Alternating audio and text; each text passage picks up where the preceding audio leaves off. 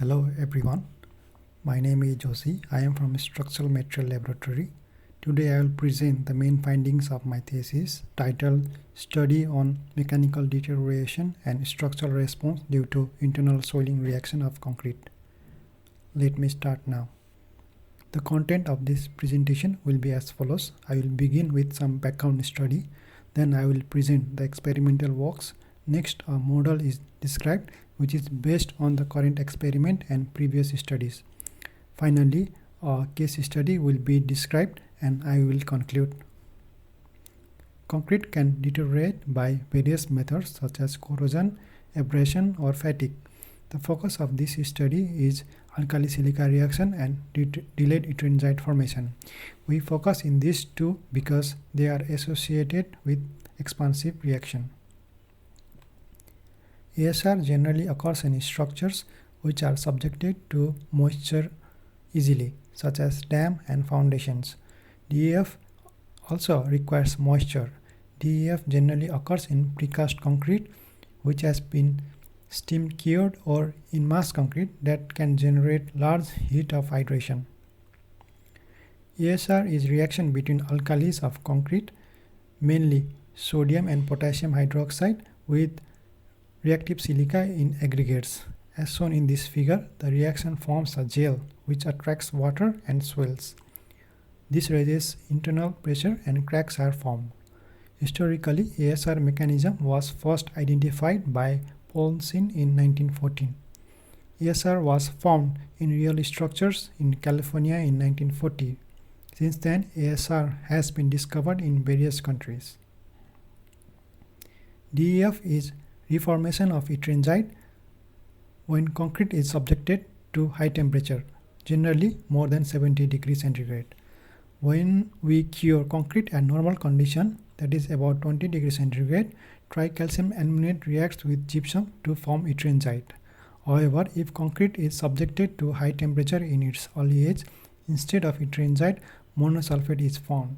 The excess sulfate is absorbed by CSH gel as shown in this figure.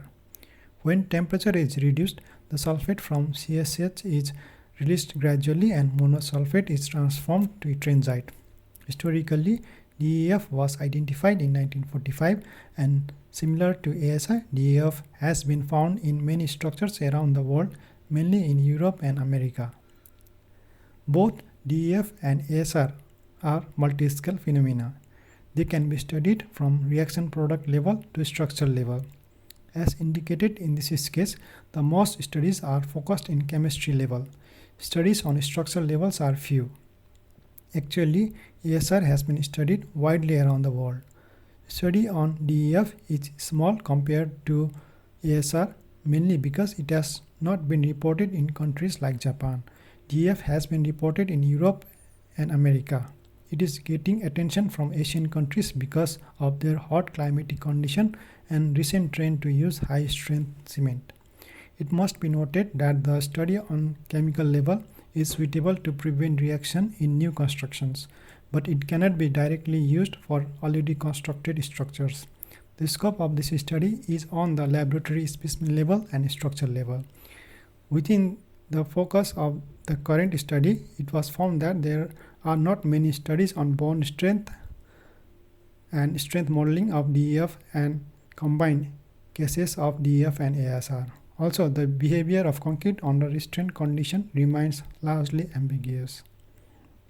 Based on the literature review of past studies, the objective of this research was set to focus on mainly two parts. The first objective is to study the evolution of mechanical properties of concrete due to expansion, and the second objective is to evaluate the performance of ASR DEF affected structures. To achieve the objectives, firstly experiments were conducted. The experiments were four types. These are study on effect of internal and external restraint, study on bond strength, and study on the mechanism of strength reduction. Secondly, simulation is conducted. It is done by developing a model for strength analysis, and also a case study is done to emphasize the effect of serviceability. The main significance of the study is to evaluate the performance and safety of existing deteriorated structures. This study should be directly helpful to the practicing engineers. Now I will describe the experiment on the effect of internal restraint on expansion. As mentioned earlier, most of studies are focused on the plain concrete, but in reality, most of structures are reinforced by steel. Thus, the objective of this experiment is to study the effect of such internal restraint by reinforcing steel. For the experiment, mixed proportions shown in this table is used. The specimen was 100 mm by 100 mm by 400 mm in dimension. For DEF specimen, potassium sulfate was added to accelerate the reaction. It was also heat treated as shown in this figure. For ASR specimen, heat treatment was not applied. However, 30% of the aggregate was replaced with reactive aggregate. For combined DA specimen, reactive aggregate was added along with potassium sulfate. It was also subjected to heat treatment. This graph shows the expansion in free specimens. DA specimen showed the highest expansion. The graph on the right shows expansion in reinforced specimen. It can be seen that expansion is significantly reduced by internal reinforcement. Also, for reinforced case, both DEF and DA specimen had similar level of expansion. This shows the typical crack distribution in the specimen. Cracks in free specimen was randomly distributed, while in reinforced case, the cracks were oriented in the direction of steel. This graph shows the transfer of concrete strain to steel interface. It can be seen that initially the strain in steel is increased in proportion to the strain in concrete. After about 500 to 600 microns, the strain in steel starts to reduce. This reduction is attributed to the cracking in concrete steel interface and possible bond loss. Next, I will describe the effect of external restraints. Later, I will combine the findings of internal and external restraint together. Similar to the internal restraint case, the concrete can be restrained externally, such as by adjacent columns in RC element or by end plates in the case of PC element. The main objective of this experiment is to study the expansion behavior under external restraint and compare it with the case of internal restraint. The concrete mix and heat treatment used in this case was same as before. However, the size of the specimen was smaller. Now it was 40 mm by 40 mm by 160 mm. So the size of coarse aggregate was also limited to 10 mm. Steel plate and rods were used to restrain the expansion. The graph on the left shows the evolution of strain for free specimen. Similar to the previous case, the strain is much higher than in the restraint case. It appears that DEF specimen can expand more than DA specimen for restraint case. The evolution of strain in steel bar is shown in this graph. It can be seen that the DEF exerted more strain than DA specimen. The final strain value is converted to steel stress level in graph in right. It can be seen that steel can experience stress of about 130 megapascal and concrete could experience stress of about 6.7 megapascal. Note that steel had not yielded, hence the stress graph has a linear relation. Here is the comparison between external and internal restraint. It can be seen that the level of expansion for both external and internal restraint were similar. Also note that for both cases, the expansion in DEF specimen became larger than DA, even though it was opposite for free specimen. The rate of expansion in external restraint case was rapid, which is possible due to low volume surface ratio of the specimen. From the experiment of internal and external restraint, we can conclude mainly followings. Number one, despite being different chemical phenomena, the apparent expansion tendency in both internal and external restraint case are similar. In restraint case, the stress instigated by DA was lower than DEF. Smaller specimens having lower volume surface ratio could absorb moisture easily, hence it is affected by DEF and DA rapidly. After exceeding expansion of about 500 to 600 microns, there is bone deterioration. This is further checked by bone test in the next experiment. Next, I will describe the bone test. The previous experiment indicated that bone can get deteriorated in rebar concrete interface. This can cause slipping and loss of bone strength. Also, there are very few or almost no data in bone-related tests in DEF and DA infected concrete. Thus, the main objective of this experiment is to measure the bone and compressive strength of infected concrete at various levels of expansions. The specimen used in this experiment is shown in this figure. It consists of a concrete cube of 150 mm. A steel rod and corner bar are provided. A mechanical coupler was used to extend the rebar for setting up it in tensile testing machine. The concrete mix and heat treatment was same as previous experiment. In addition, a mix without for normal concrete was also prepared for comparison. After heat treatment, the initial measurement was taken and the concrete was conditioned in water bath at 20 degrees centigrade. Temperature was monitored continuously. The expansion in cylinder reached about 18,000 microns at 150 days, which is similar to the previous experiment. Expansion was also measured in the pull-out specimen. Due to reinforcement, the swelling was smaller in these specimens.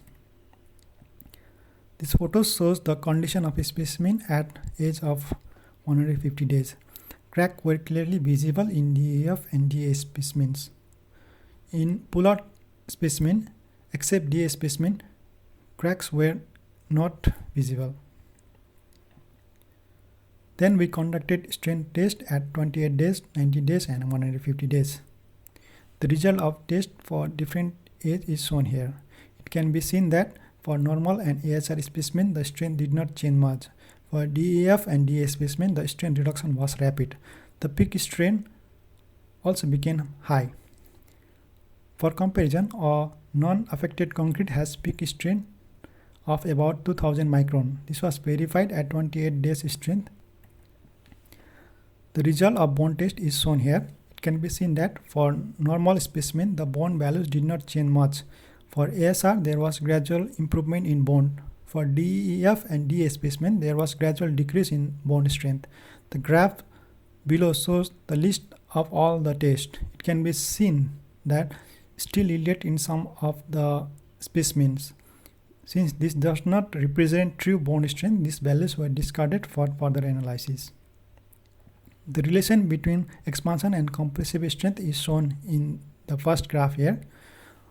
The strength reduced rapidly with expansion. The second graph shows the relation between expansion and bone strength. It can be seen that small expansion in ASR could improve the bone strength, but it was gradually reduced with expansion. After about 5,000 microns of expansion, the bone strength remained constant at about 60%. The third graph shows the combination of both graphs, that is relation between compressive and bone strength. It can be seen that there is no clear relationship between bone strength and compressive strength. From the bone test experiment, following are concluded. A small expansion can improve the bone strength, which is due to pre-stressing effect by confinement. As at large expansion, the pull-out strength is reduced due to loss of adhesion. Initially, bone is due to adhesion and interlocking. Due to microcracking, the adhesion is lost and bone is contributed by interlocking of rebars only. This is similar to the JSC specification that ribs of deformed bar contribute about 60% of bonding. The compressive strength is reduced significantly and peak strength is increased significantly as well. To understand the mechanism of strength reduction and reason for large plastic strain, X-ray CT imaging was done next. This is described in the following slides.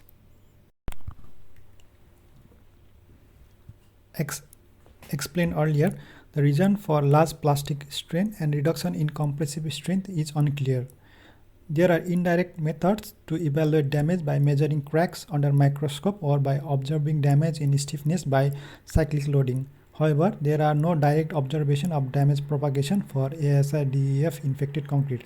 Thus, the objective of this experiment is to study the mechanism of strength evolution by visualizing the crack propagation. For that, we used concrete cylinder which had expanded over 2% and load was applied incrementally as shown in the graph. At each unloading, CT image was taken. It was found that most of the aggregate had a crack surrounding it. When load was applied, the inclined and vertical cracks were closed, which is shown by decrease in black pixel in CT image. Meanwhile, cracks were open in horizontal direction. Also, pre-existing cracks that were present in the concrete matrix got connected during failure. In addition, cyclic loading test was also done at 50% and 75% stress level. Both tests indicated that cyclic load could gradually close the gaps and increase the stiffness of concrete. Also, we noted that all types of loading have similar peak strength and peak strain. It was found that at small loads, pre-existing gaps are closed, which appears as the additional plastic strain. And the strength reduction is mainly due to opening of cracks perpendicular to the loading direction and connection of pre-existing gaps. Next, we used the experience of experiment to develop a model for numerical analysis. Actually, there are already good models to predict the time-dependent expansion. However, in those models, strength is assumed to be damaged linearly with expansion, which is not true. Also, there is no special treatment for large plastic strains.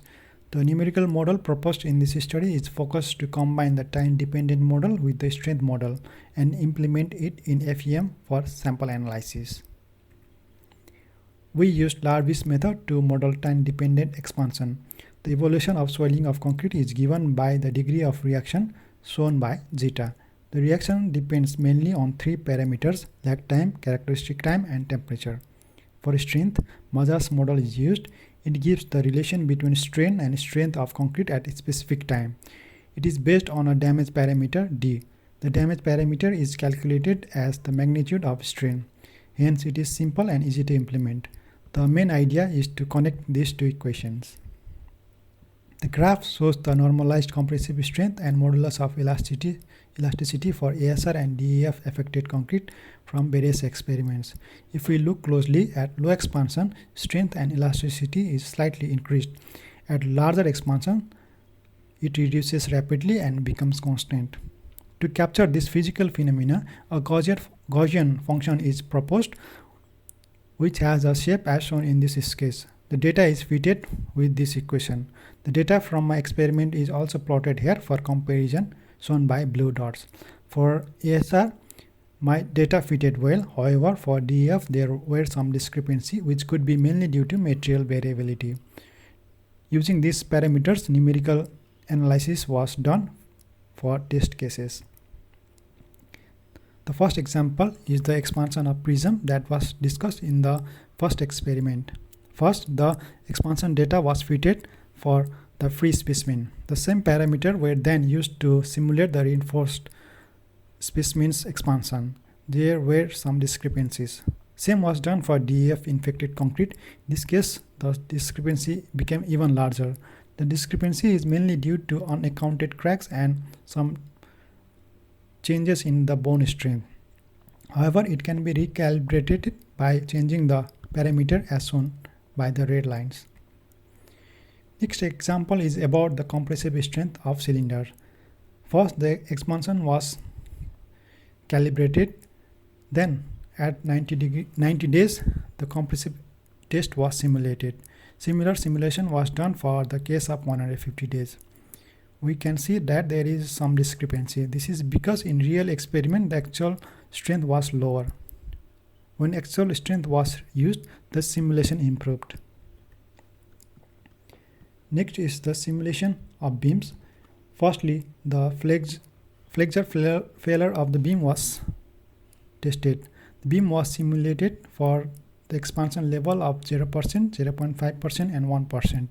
It was verified that with the increased expansion, the compressive strength was reduced and peak strength was increased in the cylinder first. There was no reduction in the loading capacity of the beam. The reason for no significant reduction in loading capacity, even though concrete strength was reduced, is due to the high peak strain of concrete. The large peak strain in concrete allowed the beam to deflect more. This allowed the steel to take more load until it yielded.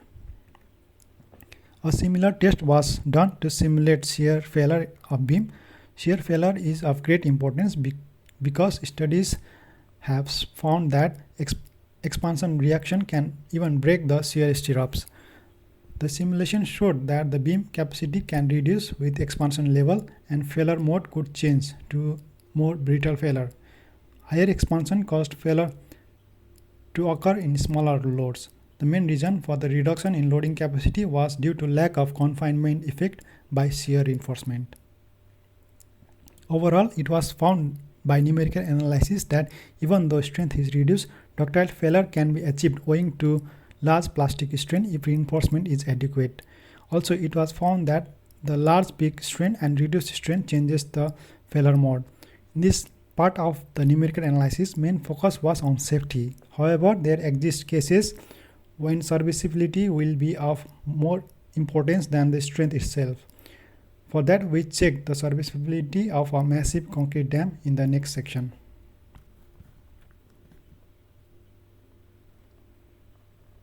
We took an example of a real dam located in Thailand.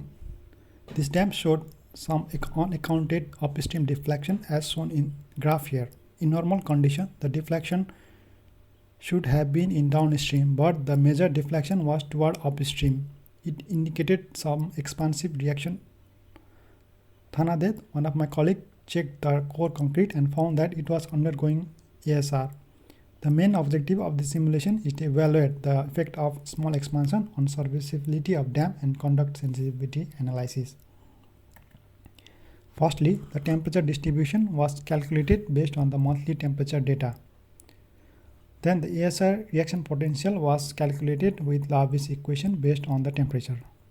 Next, the strain was calculated and applied as initial condition. Then the deflection was calculated. The process was repeated to calibrate the observed deflection data. After calibration, the model was used to predict the deflection of dam in future. Firstly, deflection was calculated based on deterministic approach. In this method, the values were set based on historical and experimental data. The graph shows the deflection calculated based on this method. If we focus on the crest deflection, we can see that at 70 years and 100 years, the deflection in upstream increases. It must be noted that deterministic method may not be applicable because of variation in input data. To take care of this, a probabilistic approach is used. In this approach, the input parameter, mainly maximum strain, latency time, and characteristic time, was set with a mean value and some standard deviation. Then the deflection was calculated based on randomly generated inputs. The graph is shown here. It can be seen that it is similar to the deterministic approach. However, now it includes the possible variation in the deflection. Next, we performed sensitivity analysis. First sensitivity analysis is on the effect of ultimate strain on deflection of dam. It can be seen that as ultimate strain was reduced, the deflection was reduced significantly. Second sensitivity analysis is for the variation of elasticity. This is done because there is gradual loss of elasticity with expansion. We found that at the level of expansion expected in this dam, there was no effect by changing the elasticity. The third analysis is done on the effect of average and varying temperature. Sometimes there is lack of temperature data and we may need to use the annual average. It was found that there is a small discrepancy when we use average temperature. From engineering viewpoint, there is overestimate of deflection, which is conservative. Here is the stress distribution in dam at various levels of ASR infection. It can be seen that with the increase in age, compressive stress develops in the downstream phase. Fortunately, in the case of this dam, the compressive stress was less than the compressive strength, hence it was found safe. From this study, we found that numerical model can be used to predict the serviceability of massive concrete structures. Also, this study highlighted that even small expansion could impact the behavior of concrete structure, such as its deflection and cracking behavior. That was the main part. Now I will conclude. Most of the findings were concluded in the discussion section. The final takeaway conclusion are that number 1, large ASR DEF expansion can reduce strength. Combined ASR and DEF can cause large expansion. However, if restrained, the swelling can be reduced significantly. The experiment data can be implemented in FEM modeling. However, the data is scattered and hence more consistent experiment is necessary. Numerical model can evaluate both loading capacity and serviceability, but model calibration and verification should be done carefully. Following are the recommendations. ASR specimen showed larger expansion in the restraint condition in all the experiment. In general, the expansion should be reduced due to confinement. This finding is contrary, hence this point needs to be confirmed by or falsified by future experiment. The bone strength was tested with only one rebar size and one concrete mix. For generality, it is recommended to conduct an experiment with multiple rebar sizes and concrete mix. Finally, the numerical model proposed in this study should be validated by testing structural level elements such as beam, column, or footings. This is actually being currently done by master's students. I would like to thank all of you for providing your time.